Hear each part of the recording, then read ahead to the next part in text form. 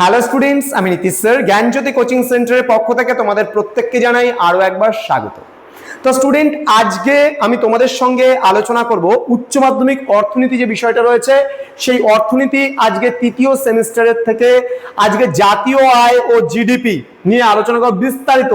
ধৈর্য ধরে শেষ পর্যন্ত ক্লাসটি অবশ্যই করবে, ভালো না লাগলে পরদিন থেকে ক্লাস দেখতে হবে না। তো আজকে যারা ফার্স্ট টাইম ভিডিওটি পড়েছে তারা ধৈর্য ধরে ক্লাসটি দেখো। ইকোনমিক্স আজকে আমার ফার্স্ট ক্লাস। তোমরা যারা উচ্চ মাধ্যমিকের ছাত্রছাত্রী রয়েছে তোমরা জানো তৃতীয় সেমিস্টারে সম্পূর্ণ এমসিকিউ পরীক্ষা হয়, কিন্তু ইকোনমিক্স এমন একটা বিষয় যেটা আমারও ছিল নিজস্ব সাবজেক্ট হিসাবে। উচ্চ মাধ্যমিকে আমিও পড়েছি ইকোনমিক্সের উপরে, এবং সেই ইকোনমিক্সটা এত ইন্টারেস্টিং, এত ভালো, এত বোঝার একটা সাবজেক্ট যেটা ধৈর্য ধরে কিন্তু তোমাকে শুনতে হবে, দেখতে হবে ভিডিওটি, এবং খাতা নিয়ে বসো, নোট ডাউন করে নেবে যে বিষয়গুলো আমি আলোচনা করব। আজকের ক্লাসটা হবে সম্পূর্ণ গঠনমূলক। এই কারণেই গঠনমূলক হবে, যদি গঠনমূলক ক্লাসগুলো না করো, বিস্তারিতভাবে বিষয়গুলো না বোঝো, তাহলে কিন্তু ইকোনমিক্সে তুমি ভালো রেজাল্ট করতে পারবে না, এবং নাম্বারও কিন্তু খুব একটা ভালো তুমি পাবে না, এমসিকিউ গুলোও খুব ভালোভাবে সলভ করতে পারবে না।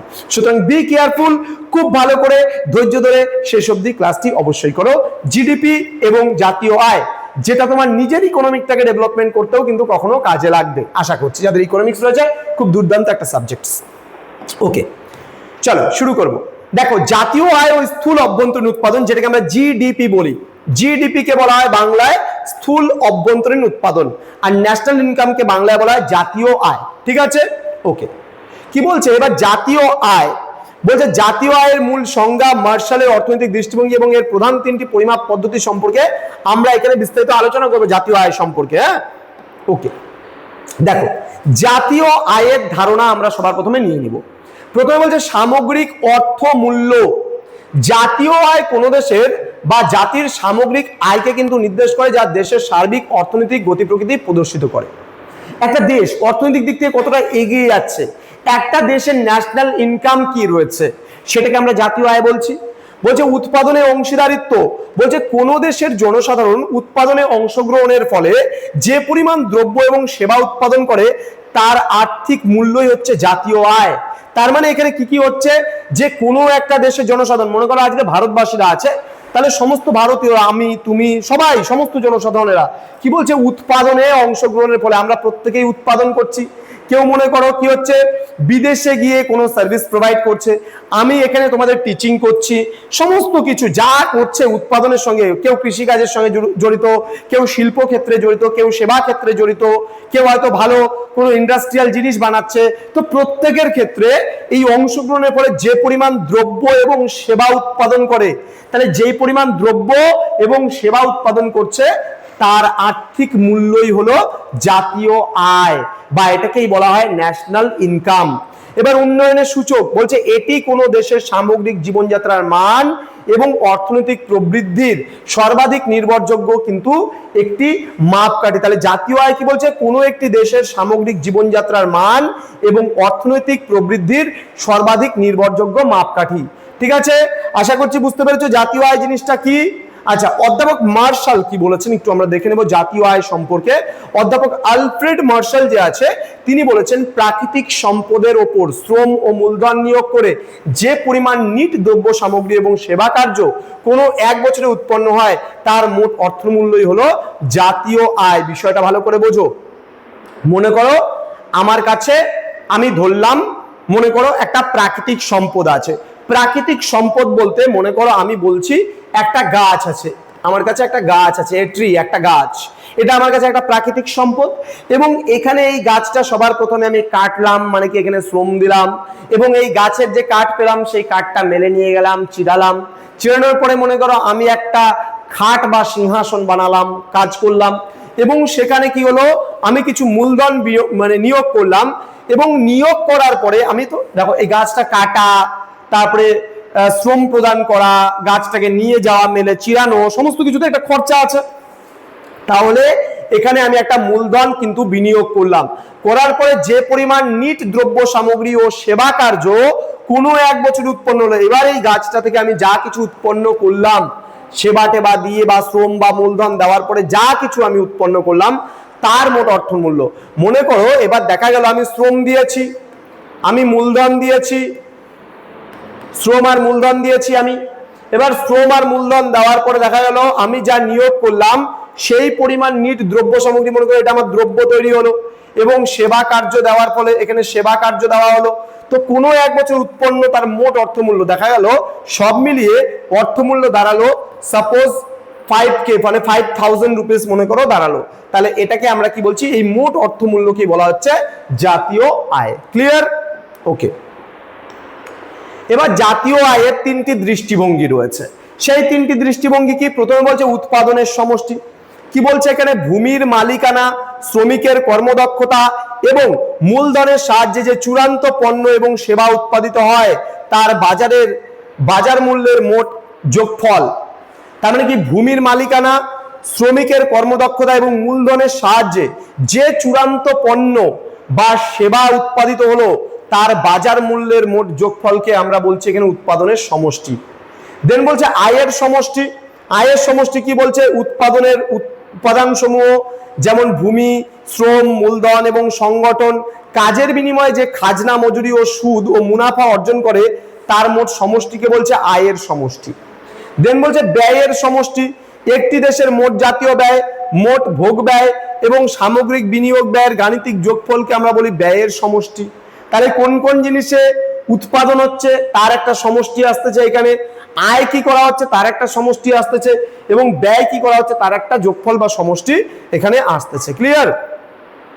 এবার উৎপাদন বনাম আয়ের সমষ্টি। যদি আমরা বলি ন্যাশনাল প্রোডাক্ট কি জিনিস, উৎপাদনের সমষ্টিকে আমরা বলি ন্যাশনাল প্রোডাক্ট। তাহলে উৎপাদনের মানে উপাদান সমূহ অর্থাৎ জমি, শ্রম, মূলধন, সংগঠন একত্রে মিলিত হয়ে যে পণ্য সামগ্রী বা সেবা তৈরি করে তাকে জাতীয় উৎপাদন বলা হয়। এটি অর্থনীতির প্রকৃত কর্মক্ষমতা নির্দেশ করে, যে কতটা কর্মক্ষমতার মাধ্যমে যে উৎপাদন বা ন্যাশনাল প্রোডাক্ট কি তৈরি হলো। এবার বলছে আয়ের সমষ্টি ন্যাশনাল ইনকাম। এবার কি আসবে দেখো, বলছে দেশের সামগ্রিক উৎপাদন মূলত উপাদান সমূহের মধ্যে বণ্টিত হয়, তাই আয়ের সমষ্টি হিসেবে জাতীয় আয়ের সূত্রটি কি দাঁড়াচ্ছে এখানটায়, যে জাতীয় আয় কি করে বের করতে হয়, মোট খাজনা। এবার এই মোট খাজনার সঙ্গে মোট মজুরিটা জুড়ে দিতে হবে, এবং মোট মজুরির সাথে মোট সুদটা জুড়ে দিতে হবে, এবং মোট সুদের সঙ্গে মোট তোমার হচ্ছে যে মানে মূলধন রয়েছে সেটাও কিন্তু এখানে জুড়ে দিতে হবে, তবে কিন্তু জাতীয় আয়, মানে যত যত কিছু হলো সবগুলো মিলিতভাবে কিন্তু এই জাতীয় আয় হবে। ক্লিয়ার? সবগুলোর যোগফল। আচ্ছা, ব্যয়ের সমষ্টি ও মূলধন বলছে ভোগ ব্যয় ও বিনিয়োগের সমীকরণ। কি বলছে এখানে দেখো, একটি দেশের জনসাধারণের হাতে যে মোট আয় আসে তার একটি নির্দিষ্ট অংশ জীবন ধারণের জন্য ভোগ্য কি বলছে ভোগ্য দ্রব্য কেনাকাটায় ব্যয় হয়, যা হলো মোট ভোগ ব্যয়। মনে করো সাপোজ আমি দেখা গেল 100 টাকা ইনকাম করলাম, 100 টাকা ইনকাম করার পরে আমি গেলাম 80 টাকা খরচা করলাম আমার নিজের জীবনের যা যা দরকার সেগুলো কিনতে গিয়ে, তাহলে এটাকে বলে মোট হচ্ছে ভোগ ব্যয়। বলছে আয়ের অবশিষ্টাংশ যা ভবিষ্যৎ উৎপাদন বৃদ্ধির লক্ষ্যে সঞ্চিত এবং নিয়োজিত হয় তাকে বিনিয়োগ ব্যয় বা মূলধন গঠন বলে। যেমন মোট জাতীয় ব্যয় কি করে পাওয়া যায়, মোট জাতীয় ব্যয় হচ্ছে ইকুয়াল টু মোট ভোগ ব্যয় এবং মোট বিনিয়োগ ব্যয়। এবার মনে করো দেখা গেল মোট জাতীয় ব্যয় কোনটাকে বলছি, 100 টাকা মোট জাতীয় ব্যয়। এবার তার মধ্যে দেখা গেল মোট ভোগ ব্যয় আমি 80 টাকা খরচা করলাম, এবং মোট বিনিয়োগ ব্যয় মনে করো 20 টাকা। বিনিয়োগ যেটা আমি করছি সেটাকে বলে বিনিয়োগ ব্যয়। তাহলে এই যে সব মিলিয়ে মোট হচ্ছে জাতীয় ব্যয় হলো 100 টাকা। আচ্ছা, এবার আসবে জিডিপি, যেটাকে আমরা বলি গ্রস ডোমেস্টিক প্রোডাক্ট। ওকে, জিডিপি ভালো করে বুঝবা। জিডিপি হচ্ছে স্থূল অভ্যন্তরীণ উৎপাদন, বা এটাকে বলা হয় গ্রস ডোমেস্টিক প্রোডাক্ট। ভালো করে বুঝবা জিনিসটা। এবার বাজার দামে জিডিপি কি, যেটাকে ন্যাশনাল জিডিপি আমরা বলি। বলছে কোনো একটি নির্দিষ্ট আর্থিক বছরে একটি দেশের ভৌগোলিক সীমানার অভ্যন্তরে উৎপাদিত চূড়ান্ত স্তরের পণ্য সামগ্রী এবং সেবা কার্যের বাজার মূল্যের সমষ্টি হলো স্থূল, এটা স্থূল হবে, স্থূল অভ্যন্তরীণ উৎপাদন বা গ্রস ডোমেস্টিক প্রোডাক্ট। দেখো ডোমেস্টিক কথার অর্থ হচ্ছে গৃহ, আমরা বোঝাই ডোমেস্টিক কথা হলো গৃহ বা অভ্যন্তরীণ বোঝানো হয়। ডোমেস্টিক মানে কি, অভ্যন্তরীণ। মনে করো মানে কোনো একটা নির্দিষ্ট আর্থিক বছর বলতে আমরা 1 এপ্রিল থেকে ধরি, এপ্রিল থেকে 31 মার্চ পর্যন্ত, এটাকে একটা আর্থিক বছর ধরা হয়। মানে 1 এপ্রিল থেকে শুরু হয় 31 মার্চ পর্যন্ত, এটাকে একটা আর্থিক বছর ধরা হয়। এবার এই আর্থিক বছরে কি বলছে, যে দেশের ভৌগোলিক সীমানার অভ্যন্তরে, মনে করো ইন্ডিয়া যে আছে সেই ইন্ডিয়ার যদি আমরা ধরি, ঠিক আছে,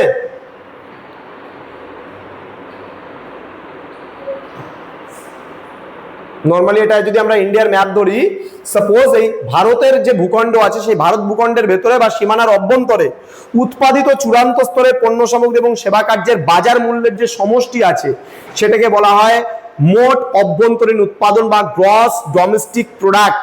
অর্থাৎ এখানে গুরুত্বপূর্ণ সতর্কতা বলছে এই গণনায় দ্বৈত গণনা এড়াতে শুধুমাত্র শেষ স্তরের পণ্য ধরা হয়, কোনো অন্তর্বর্তী পণ্য কিন্তু অন্তর্ভুক্ত করা হবে না। এখানে কি বলছে ফাইনাল প্রোডাক্ট যেটা হবে সেটাই কিন্তু ধরা হবে, যে একটা বছরের ফাইনাল প্রোডাক্ট যেটা হলো সেটাই ধরা হবে, কোনো ইন্টারমিডিয়েট গুডস কিন্তু ধরা হবে না। এর মাঝামাঝি যদি কোনো কিছু থাকে সেটা কিন্তু ধরা হবে না, ফাইনাল যেটা থাকবে সেটাকেই কিন্তু ধরা হবে। এটা মাথায় মধ্যে রাখতে হবে তোমাদের। ক্লিয়ার? ওকে। এবার বাজার দাম বনাম উৎপাদনের ব্যয় জিডিপি কি জিনিস, এখানে আমরা পার্থক্যের একটু বিষয়টা একটু জেনে নেই কি আছে। বলছে মূল ভিত্তি যদি বলি পণ্য এবং সেবার বাজার দরের উপর ভিত্তি করে পরিমাপ করা হলো জিডিপি, যেটাকে আমরা বলি গ্রস ডোমেস্টিক প্রোডাক্টের মার্কেট প্রাইস, বাজার দাম যেটাকে বলছি। আর জিডিপির উৎপাদন ব্যয় কি বলছে, উৎপাদনে ব্যবহৃত যে মানে উপাদানের আয়ের উপর ভিত্তি করে যে পরিমাপ করা হচ্ছে সেটা, মানে এটা বাজার দরের উপর ভিত্তি করে পণ্য এবং সেবার উপর বেস করে যেটা ভিত্তি করা হয় সেটা হচ্ছে বাজার দামে জিডিপি। আর উৎপাদন ব্যয় জিডিপি বলতে যেটা উৎপাদনের আয়ের উপর নির্ভর করে যেটা করা হচ্ছে সেটা উৎপাদনের উপর জিডিপি। এবার করের প্রভাব, এখানে পরোক্ষ কর থাকে, মানে তোমার যেটা ট্যাক্স আছে পরোক্ষভাবে, আর এটা করের পরিমাপ বিনিয়োগ করা হয়, ঠিক আছে, এটা করের পরিমাণ যেটা আছে এটা বিয়োগ করে দেবে ওখান থেকে। দেন বলছে ভর্তুকির প্রভাব, বলছে সরকারি ভর্তুকি যুক্ত থাকে না এখানে, বাজার দামে যেটা আছে সরকারি কোনো ভর্তুকি কিন্তু যুক্ত থাকে না, যেটাকে এমআরপি বলি আমরা, বাজার প্রাইস মার্কেট প্রাইস যেটা আছে এমআরপি। দেন রয়েছে সরকারি ভর্তুকি যোগ করা হয় কিন্তু উৎপাদন ব্যয় বা জিডিপিতে কিন্তু সরকারি ভর্তুকি যুক্ত করা হয়, কিন্তু বাজার দামের জিডিপি যেটা আছে সেটা কিন্তু সরকারি ভর্তুকি যুক্ত করা হয় না। এবার হিসাবের সমীকরণ কি বলছে, বাজার মূল্যে জিডিপি কে কর, ঠিক আছে, এবং সরকারি সহায়তার ভর্তুকির মাধ্যমে সমন্বয় করে উৎপাদন ব্যয় জিডিপি পাওয়া যায়। যেমন কি জিডিপি এফসি যেটা আছে, তার মানে GDP MP market price minus taxes plus ভর্তুকি, তার মানে আমরা কি পাবো, জিডিপি তোমার হচ্ছে ফ্যাক্টর কস্টটা আমরা পাবো, ঠিক আছে, যেটাকে আমরা উৎপাদন ব্যয় বলি। ফ্যাক্টর কস্ট বলতে এখানে উৎপাদন ব্যয়, ঠিক আছে, উৎপাদন ব্যয়, ঠিক আছে, ফ্যাক্টর কস্ট বলতে এখানে উৎপাদন ব্যয়, জিডিপির উৎপাদন ব্যয়। এটা আমরা কি করে পাবো, জিডিপির বাজার দাম যেটা আছে সেখান থেকে যদি তোমরা ট্যাক্সটাকে বাদ দিয়ে দাও এবং ভর্তুকিটাকে যদি যুক্ত করে দাও তবেই আমরা পাবো কিন্তু এখানে উৎপাদন ব্যয়, জিডিপির ফ্যাক্টর কস্ট পাবো। হ্যাঁ, তো স্টুডেন্ট এই ছিল আজকের ক্লাস। এর পরবর্তী আমরা যে পার্টগুলো আছে সেখানে আমরা নিয়ে আসবো, আরো যে বিষয়গুলো তোমাদের রয়েছে সেই বিষয়গুলো ধারাবাহিকভাবে আলোচনা হবে। তোমরা যারা ফার্স্ট টাইম আমাদের ইউটিউব চ্যানেলে ভিডিওটি দেখছো তারা অবশ্যই আমাদের চ্যানেলটিকে সাবস্ক্রাইব করে পাশে থাকা বেল আইকন অল প্রেস করো। স্ক্রিনে দুটো নাম্বার দেখতে পাচ্ছ, তোমাদের যদি মনে হয় যে অর্থনীতি বিষয়টা আমাদের কাছে পড়বে তাহলে কিন্তু পুরো সেমিস্টারের কোর্স ফি দুটো সেমিস্টার মিলে অর্থাৎ থার্ড প্লাস ফোর্থ সেমিস্টার মিলে আমাদের যে কোর্স ফি করা হয়েছে মাত্র 299 টাকা পুরো দুটো সেমিস্টার। এখানে তোমরা পাবা রেকর্ডেড ভার্সনে ক্লাস, নোটস পত্র সমস্ত কিছু পাবা, সাজেশনস পাবা। দেখা হচ্ছে খুব তাড়াতাড়ি আরো একটা নতুন ক্লাস নিয়ে তোমাদের সঙ্গে। তোমরা প্রত্যেকেই ভালো থেকো, সুস্থ থেকো। Thank you so much, thanks for watching after all, thank you.